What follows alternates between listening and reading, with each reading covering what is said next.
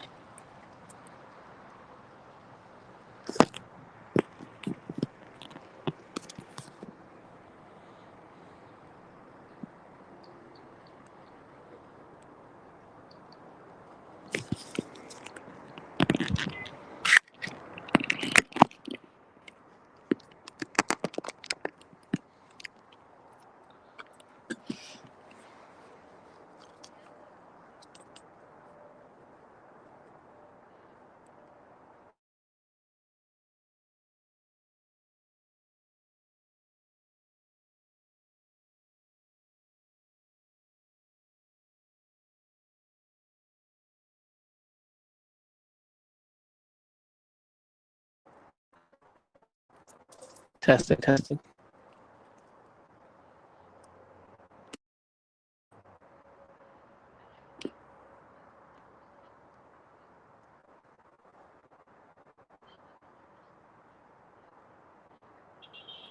Testing, testing.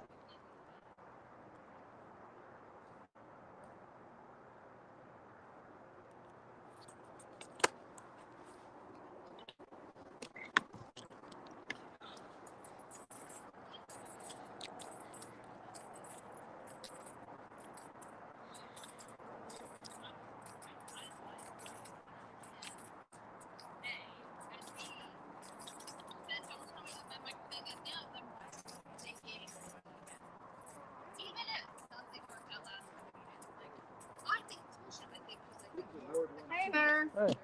Are they letting people in? Or? Yeah. I would have expected let's hear from them.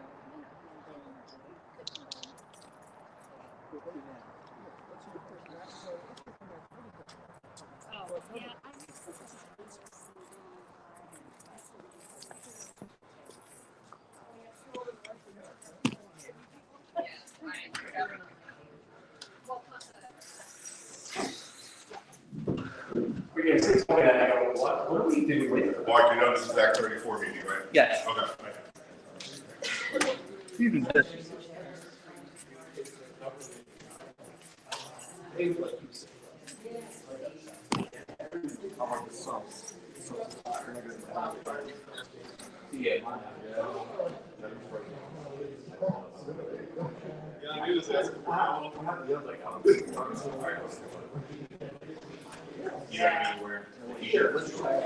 Well, I'll wear one. I knew what you meant. I knew what you meant. Whose line is that?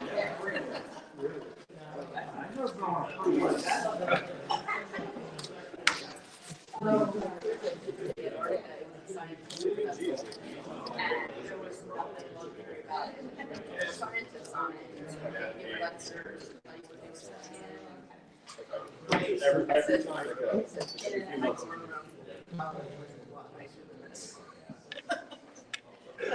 You weren't there for the ambience. I think you have to get into like what they call it. Yeah, the little rubber boat. Yeah.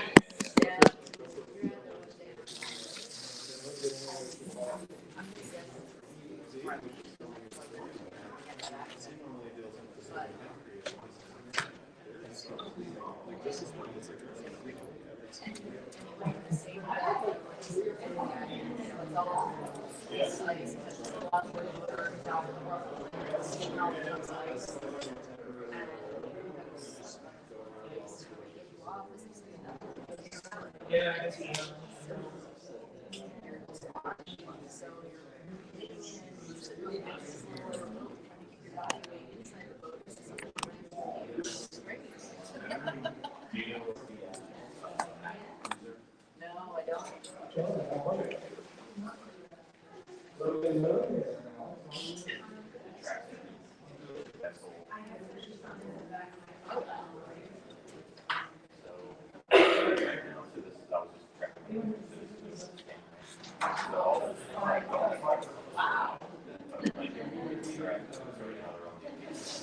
Those are probably only the big ones. Yeah.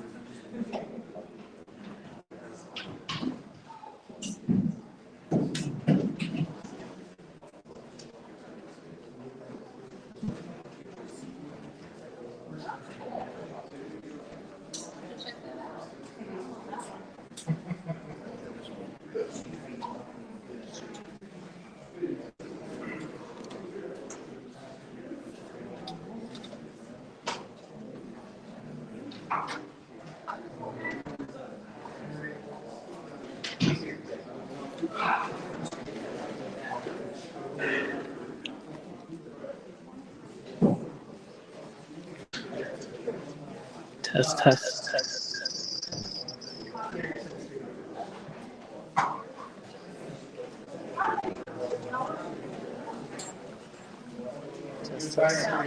Here, but he didn't know you had a PowerPoint. But you should be able to.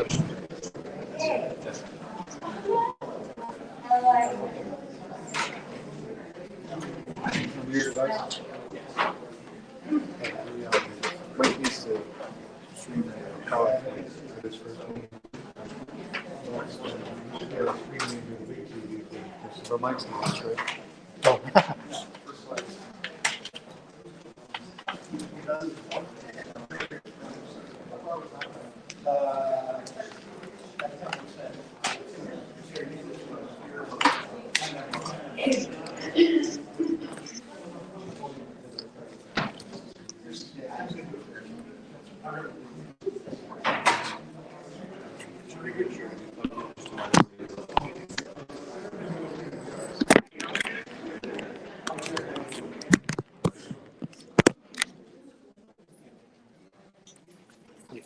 I'm not following, I promise. Okay.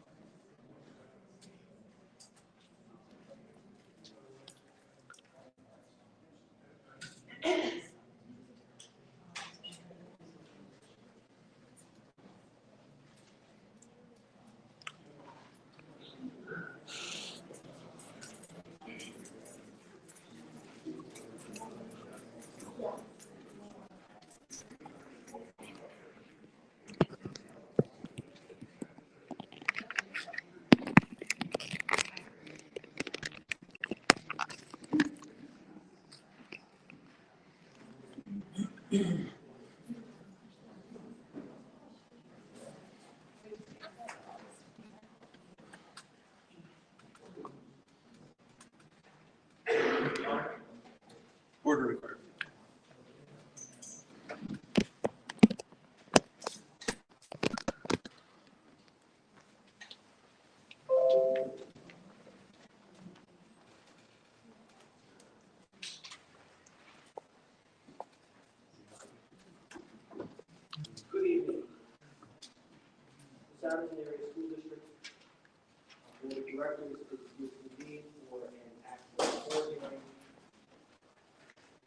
Under the Act 34, 1973, which is in section 701 of the Pennsylvania Street Code, under certain conditions, a public hearing is required regarding the construction of new school buildings or substantial additions to the existing school buildings.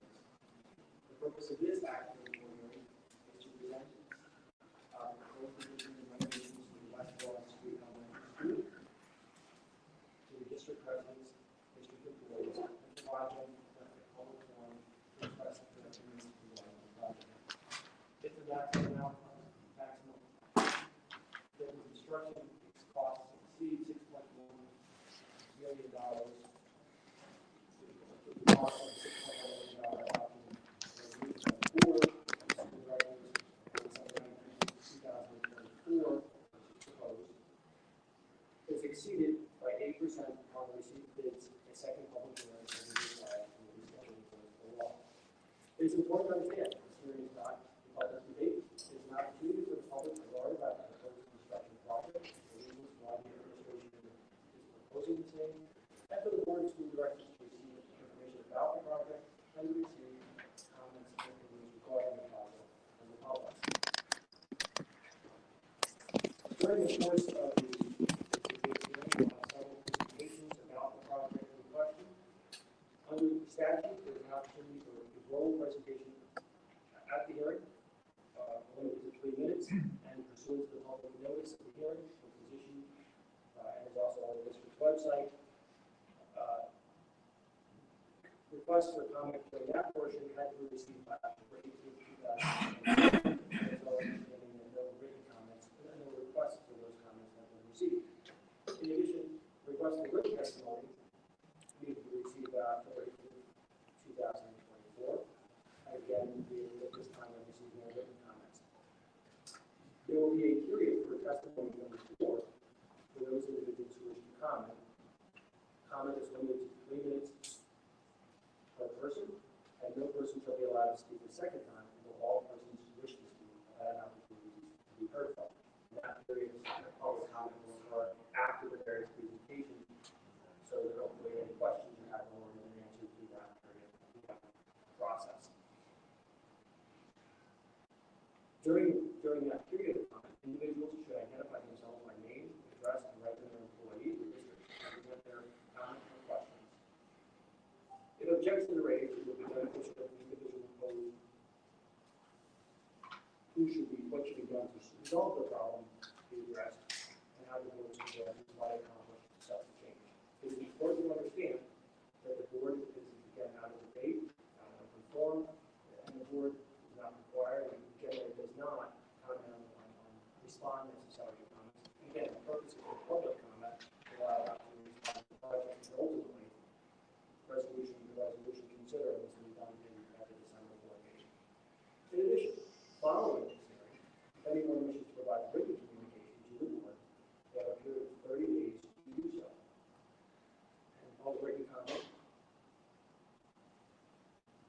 regarding the project, which will be reviewed, and the materials will be ultimately forwarded to the Pennsylvania Department of Education, to be mailed or delivered to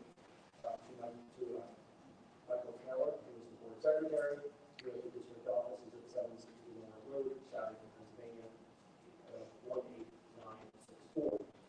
Any comments must be submitted no later than 12 noon on November 25th, 2025, and on all written communication should include the name and address of the person submitting the comments, identifying themselves as resident employee, and a description to support our objection to the project.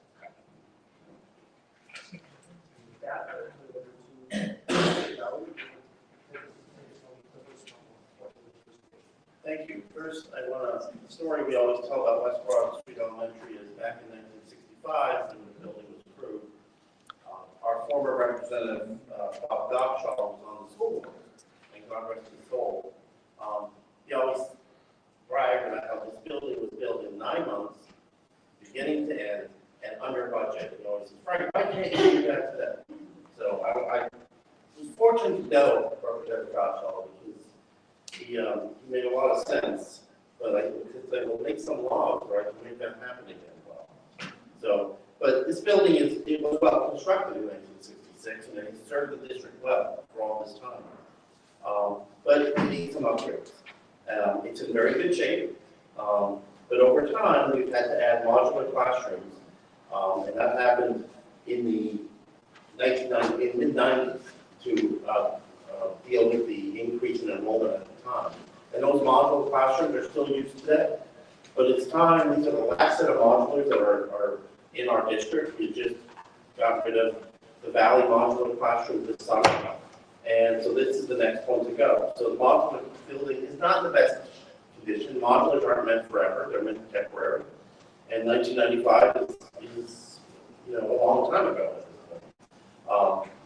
So that's one of the reasons. And also, we have two options. We have one option to replace the modular classroom. But again, that probably wouldn't be responsible because they don't last forever. And West Broad is in an area, a setting area, that will always have children. Because it had parts of the borough of Souderton and a large part of Franconia Township. So we did look at that option and thought, nah, we're not doing that again. Option two is to remove the existing modular construction and build a permanent addition that will house everything from the modular and additional small group instructional spaces to allow maximum educational experience. And it's really important that we plan buildings today for what happens in schools today. And in schools today, there's a lot of small group instruction where students are going to different smaller groups for different types of specific instruction. For example, our multi-tiered system of sports system is for students who may need extra boost in language arts. So they may go with a reading specialist to a smaller group room. That's just one of many examples. So this new construction wing will provide lots of flexibility for us at the West Broad Elementary School. And I'm excited to see this happen just as we finished up Franconia, we're finishing up Indian Valley, we did EMC a couple years ago. This is the next school in line to do. So with that. We now call Phil Esberg from PKL. Mr. Keith, I just want to raise one objection real quick before we proceed. I just want to raise an objection, as is my right, under Title 65, Section 710, subsection C of the Sunshine Act. Thankfully, it wasn't necessary, but I just want to note that I know as well as several others, have emailed requesting that this meeting be moved to a larger venue just in case. Thankfully, we didn't need it, but I just want to make that note.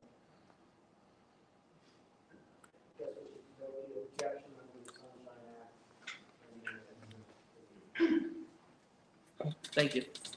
All right, thank you, Dr. Gallagher, thank you, Mr. Taylor. Just to go, as part of the Act 34 hearing, we're going to review just the global description of the project. So first we're going to start with the site plan. The first thing we're going to do again is we're going to remove the modulars. Right now the modulars are in this back area here.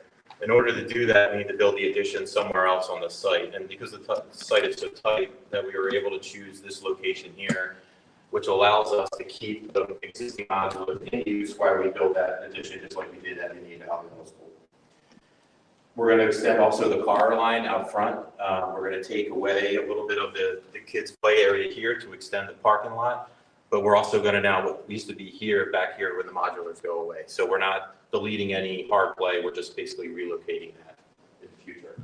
That allows us to get a lot of the traffic that backs out onto West Broad Street, off of West Broad Street, and a little bit more car traffic there. This site is a little bit different than a lot of elementary schools. I believe there's only about 4 buses. So there's a lot of parents take up a lot of walkers at this school. So again, we try to get those kids and parents off West Broad Street. That's sort of one of the goals for this project as well. We're also going to add additional parking on the site. It's all said and done for, again, overflow for special events. We're going to, in case the play area with fencing to make it a little bit safer for the kids during the day. When we're all said and done, we're going to mill and overlay the entire parking lot, so it's all fresh and new.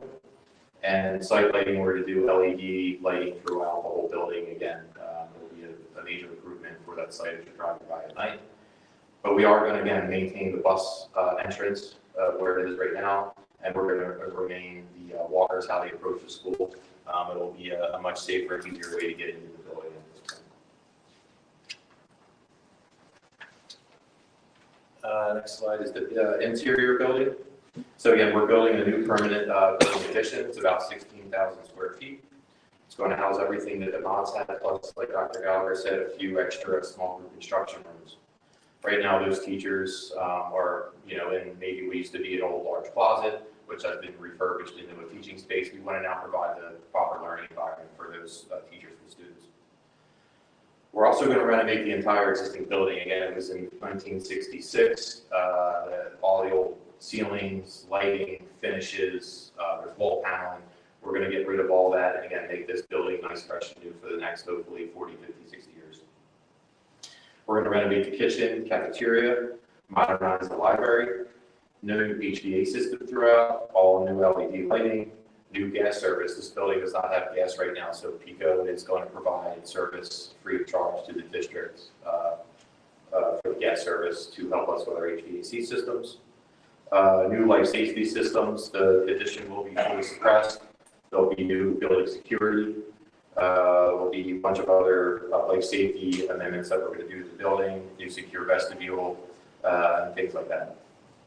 And that's pretty much it for the renovation portion. So I'll turn it back over to Mr. Keller. So moving on to the cost of the project. All estimated costs for the addition and renovations to West Broad Street Elementary School are reflected in the planning and construction workbook, Part B section of the booklet. Lower the overall cost. Accurate report of 1973. Maximum building construction cost for a new building or substantial addition. Plan County B24. The board is to adopt the figure of $6,166,562. Maximum building construction cost. The number above is for the building addition only, which would be public bid. The rest of the renovations to the building would be through our Guaranteed Energy Savings Act agreement. This $6,166,562 is just for the public bid on the addition only.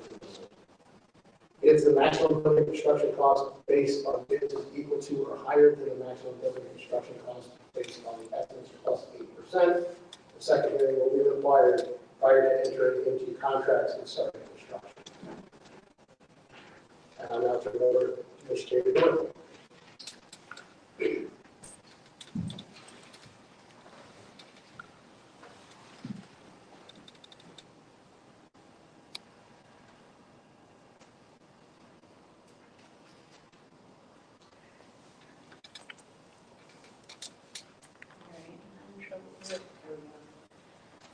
So our job as the independent financial advisor to the school district is to determine the most cost-effective way of paying for the project. So we first looked at cash or a short-term loan, which was not feasible given the size and the scope of the project.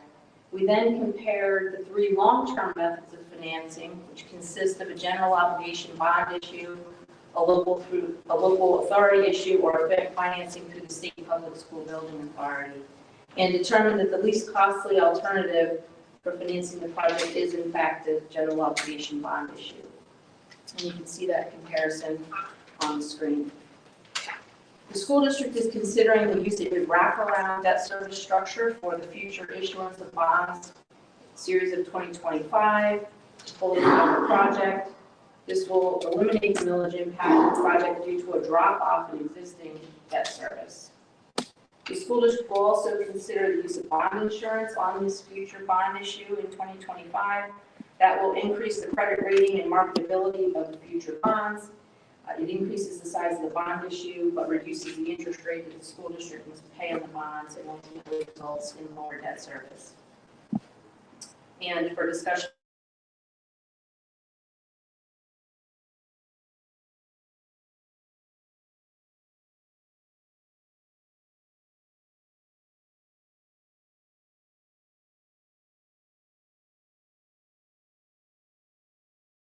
reimbursement, the school district does not anticipate receiving any reimbursement from the state on this project due to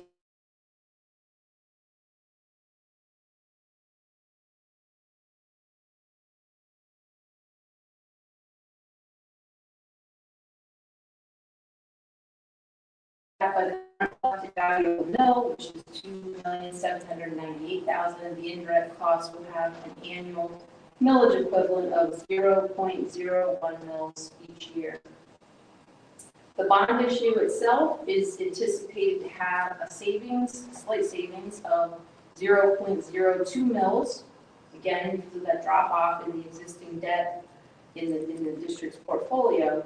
So when you add that 0.01 millage increase from the indirect costs, which consists of custodial supplies, fuel and utilities, and contracted maintenance and repairs, and that gets offset by the negative 0.02 mil decrease from the bond issue, the net impact is a savings of 0.01 mils. So basically, no cost.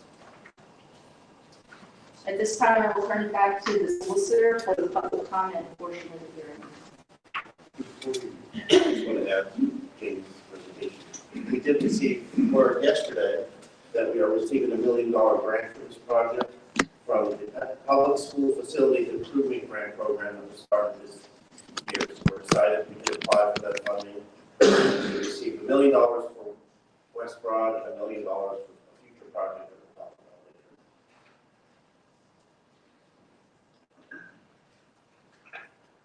At this time, those who are present who wish to make public comment, take one at a time. We would ask that you identify who you are, if you're president or an employee of the district, and again, the opposition hearing comments in 3 minutes. Any takers? Normally, I think they go up to the podium, so I can hear everybody.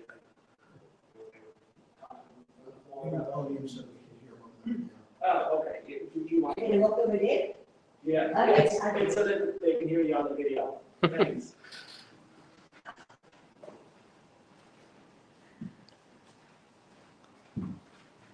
All right. I'm Sheila Gilmore. I live in Hardeesville. I don't know what else you need, but I was curious, how much is this going to raise taxes for all the people? This project? Or is that a question you haven't answered yet? Yeah, so Mrs. Doyle just went over that because our debt service is actually dropping off, we're actually be paying less in debt service annually with these new projects than we paid each of the last 3 years. All right. It will not have an impact on the millage increase based off of debt service for this project. All right.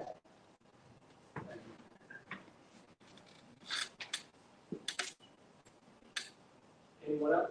Oh,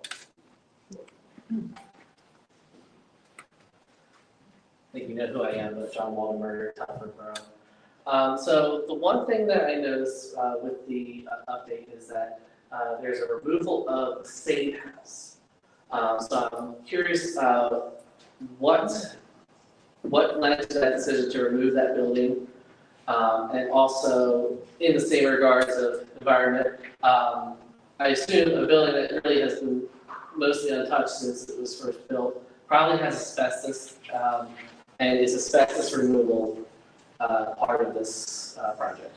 You mean in the school building or the safe house? In the asbestos in the school building, but then also the rationale with the removal of the safe house. I believe over the years, we've done a lot of mitigation of asbestos in that building. Mr. Ball? Yes, it is part of the project. There is very minimal asbestos remaining in that building, but it is planned to be, the rest of it to be removed as part of the project. And the safe house is no longer really used the way it was.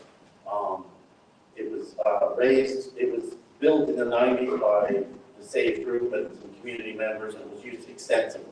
Yeah, I remember it was always a big deal. That's what I was wondering. Did you go to the old high school? Huh? Were you at the old high school? I was at the old high school, but it was the big deal. Yes, it When I was was. in elementary school, we always, We all went over there. yeah. So, Since the building of the greenhouse by the Ed Foundation, the Valley Education Foundation over here, and what we call the retention basin, or some refer to as Lake Toronto, we have on campus now environmental activities. So the safe houses will be going away. And there's a committee to honor that is being developed. that's fine. I just was looking for Mr. clarification Nelson's on on that committee. Thank you for asking. No, no problem. Thank you.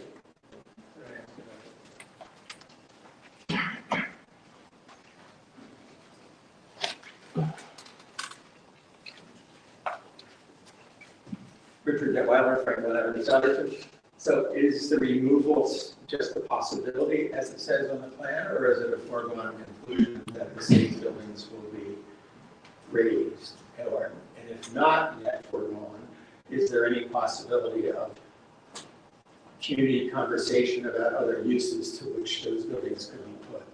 I think it's pretty much gonna happen where they'll be raised. So, as I said, they are hard to maintain at this moment, and it takes nonprofit dollars to maintain them. One of the ideas of that back in the 90s, late 90s, was fundraising would always keep the maintenance of them going, but that's not happening. So, they will be raised. So the committee that's been established is going to develop and honor the history of the SAVE House, the evolution of the SAVE program, and how it's evolved to what we have here at our campus. I understand that, but I'm also disappointed that there wasn't community public input into the decision and the opportunity to explore other possibilities of community use, nonprofit and otherwise, for those buildings rather than to simply remove them. The trail system will be preserved there, and it's also part of the property for the community. Yeah, I understand that, but I'm sorry, it's I would like to have been part of the conversation because I know other organizations that could have made use of those buildings for community use and revitalize not only the buildings, but the abandoned nature center, Woodland Park also. Thank you.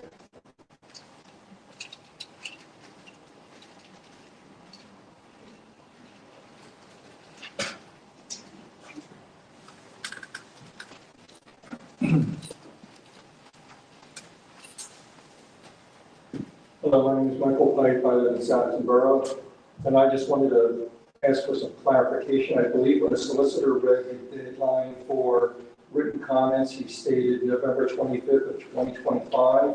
I think you intended to say 2024. I just wanted confirmation of that. If I misspoke, I do apologize. Yes, you're correct. It would be November of 2024 this year, yes. Thank you.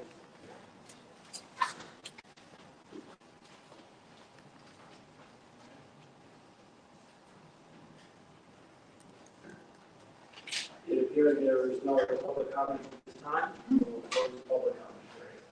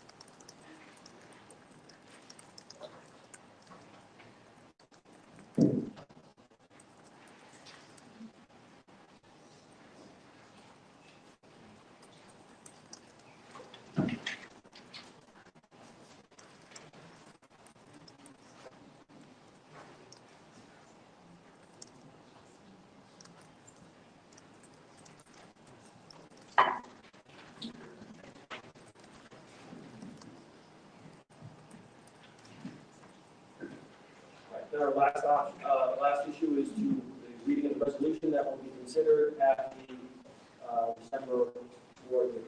Whereas the Souderton Area School District, the school district is a school district created and existing in the laws of the Commonwealth of Pennsylvania, and whereas the board of school directors of the school district has determined that additional and improved school facilities are required for the use of pupils of the school district, and has authorized certain preliminary steps to be taken to alter and remove West Broad Elementary School, 342 West Broad Street, Souderton, Pennsylvania, 18964, in the school district. The project, and whereas the Pennsylvania School Code of 1949 as amended and supplemented, including amendments made pursuant to Act 34 of the session of 1973 of the General Assembly, the school code requires that a public hearing be held prior to the construction of entering into a contract to construct a substantial addition to an existing school. And whereas the school code requires that a notice of such hearing be advertised 20 days prior to such hearing in a newspaper of general circulation in the school certain information be made available to persons in attendance at such hearing, and that certain financial information be available for inspection by interested citizens during the period of such advertisement. Whereas the school board or director desire to authorize the architect, solicitor, bond counsel, and financial advisor to take certain steps with respect to the project. And whereas the school district wishes to take certain actions with respect to the project. Now therefore be it resolved by the board of school directors of the Souderton Area School District, Montgomery County, Pennsylvania. Section 1. The school district hereby authorizes a public hearing to be held in accordance with and in compliance with the requirements of the school code in the manor boardroom of the Souderton Area School District Administrative Offices, 760 Lower Road, Souderton, Pennsylvania, 18964, on October 24th at 6 p.m. prevailing time. Section 2.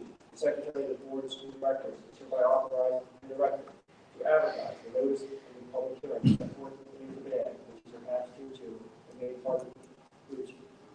part hereof in accordance with the requirements therefore and of the school code. Section 3. The school district authorizes a maximum project cost of $11,624,885 and a maximum building construction cost of $6,166,562 in connection with the project. Section 4. The board of school directors of this school district hereby approves the description of the project as presented in this meeting, subject to such modifications or additions as may be required to conform to law and the Department of Education guidelines and regulations, and hereby directs the secretary of this school district to make copies of such description of the project available to interested citizens requesting the same in the place and within reasonable hours stated in the notice of public hearing and the date of advertising of the notice of public hearing. Section 5.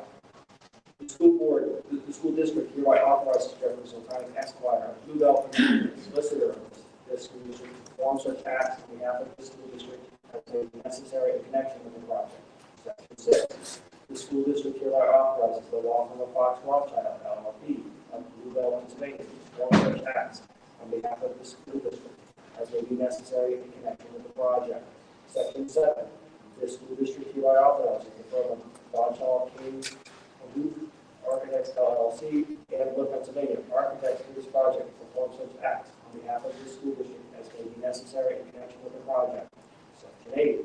This school district hereby authorizes the firm of public financing management, Harrisburg, Pennsylvania, financial advisor of this school district to perform such acts on behalf of this school district as may be necessary in connection with the project.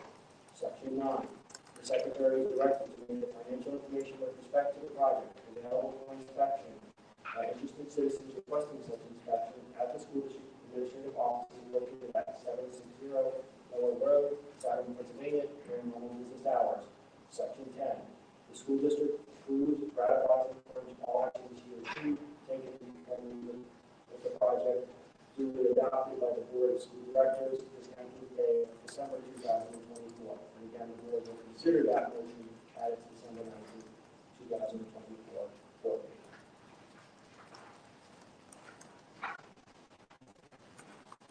And with that, we are ready to adjourn the meeting. Is there anything else anybody else needs to say? And folks, we're going to reconvene the other board meeting in about 27 minutes, so if you guys want to hang out, or you want to do it, we'll be back in a few.